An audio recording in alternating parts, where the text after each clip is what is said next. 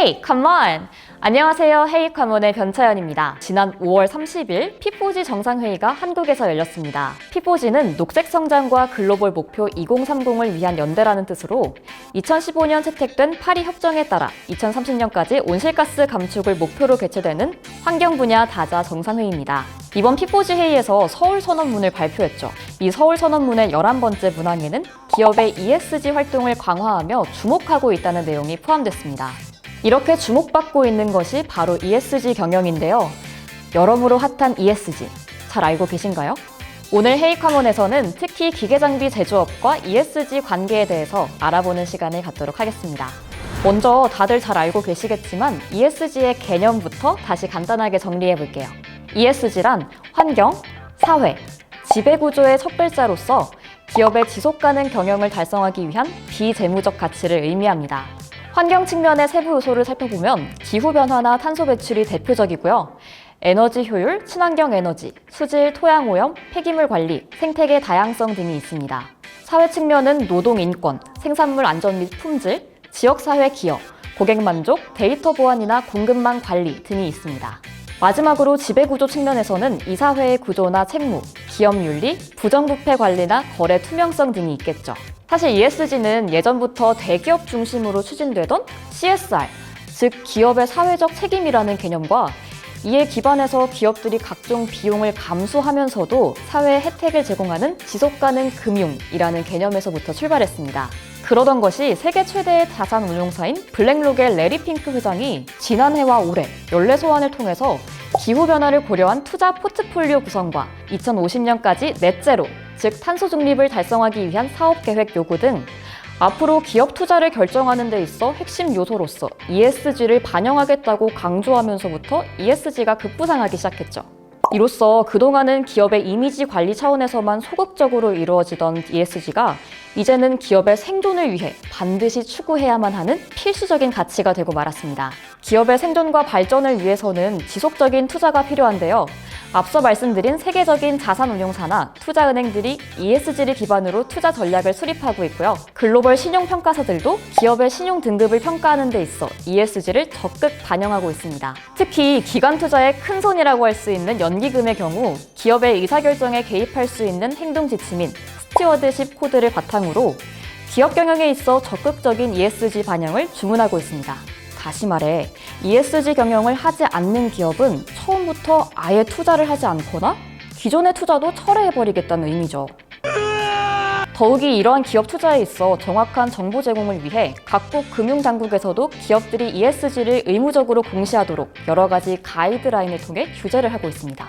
우리나라 정부도 ESG 공시와 관련해서 사업보고서, 거래소 지배구조 보고서, 그리고 지속가능 보고서 등을 코스피 전 상장사가 의무적으로 공시하도록 단계적인 규제 방안을 마련했기 때문에 이제 기업으로서는 더 이상 ESG 경영을 피할 길이 없다고 봐야겠죠.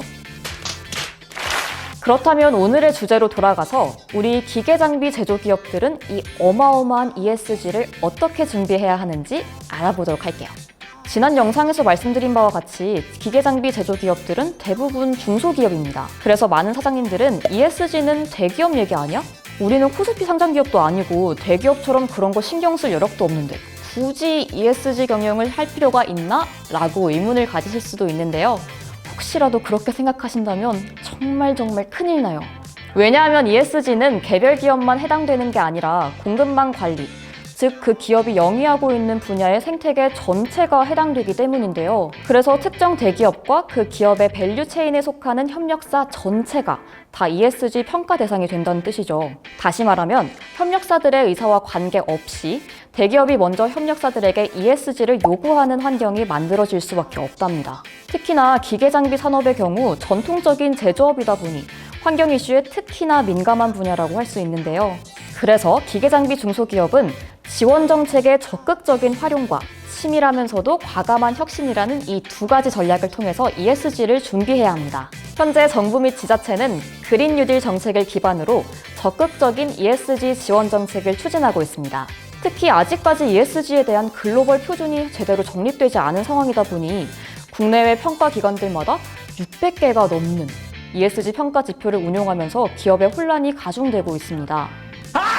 그래서 정부에서는 산업통상자원부 주도로 우리나라 경영 환경에 맞는 공신력 있는 KESG 지표를 조만간 정립해서 배포할 계획이랍니다. 그리고 많은 대기업들에서도 상생협력이라는 개념을 바탕으로 협력사의 ESG 경영을 지원하기 위한 다양한 사업을 추진하고 있습니다. 왜냐하면 대기업에서는 협력사의 ESG를 지원하는 활동 그 자체가 바로 ESG 경영이기 때문이죠. 특히 금융기관에서도 ESG 경영을 실천하는 중소기업을 위한 전용 금융상품들을 출시하기도 했는데요.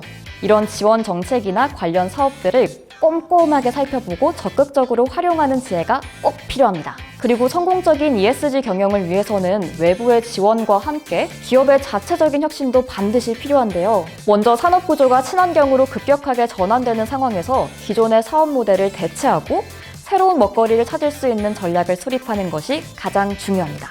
단적인 예로 기존의 내연기관 자동차가 전기차로 바뀌면서 엔진을 만들기 위해 필요했던 수많은 부품들의 수요가 사라지고 모터, 배터리라든지 자율주행을 위한 전장 시스템 등의 수요가 확대됐죠.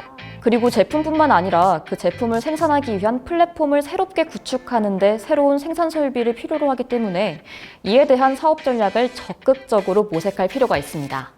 그리고 우리 기계장비 중소기업의 생산 현장 자체의 혁신을 위해 반드시 필요한 게 바로 디지털 트랜스포메이션입니다. 왜냐하면 제조 과정에서의 탄소 배출 저감 및 에너지 효율 향상을 위해서는 제품의 불량률을 확실하게 낮추고 생산성을 극대화시켜야 하는데 이것을 스마트 팩토리가 해낼 수 있기 때문이죠. 이 스마트 팩토리 관련해서는 다음 시간에 더 자세히 알아보도록 할게요. 중소기업 입장에서는 이런 혁신들이 하나씩 모여서 회사가 더 성장하고 나중에 상장도 하게 되면 더 많은 투자도 받을 수 있게 되겠죠. 결국 사회 공동체의 지속가능 성장을 위해 ESG를 먼저 실천하는 기업만이 기업 스스로의 지속가능 성장이라는 성과를 창출할 수 있다는 뜻이죠. 어떤가요? ESG. 이제 우리 모두에게 더 이상 선택의 문제가 아니라는 거 잘 아시겠죠? 대한민국 기계산업 대표기관인 한국기계산업진흥회에서도 앞으로 우리 기계장비 업계를 위해 ESG 관련 정보와 지원 사업을 지속적으로 안내해드릴 예정이니까요. 많은 관심 부탁드립니다. 오늘은 여기까지. 전 다음 영상에서 만나요. 아참! 저희 헤이카모는 매주 금요일 오전 10시에 업로드 되니까요. 그때 꼭 들어오셔야 돼요. 그럼 안녕!